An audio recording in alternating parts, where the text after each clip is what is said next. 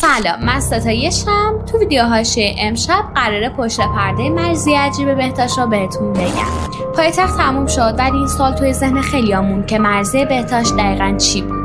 اینکه توی سریال بهتاش میمون شده یه بیماری واقعیه، یه اختلال ذهنی که آدم واقعا باورش میشه یه حیوان دیگه است و خودش آدمیزاد ندونه.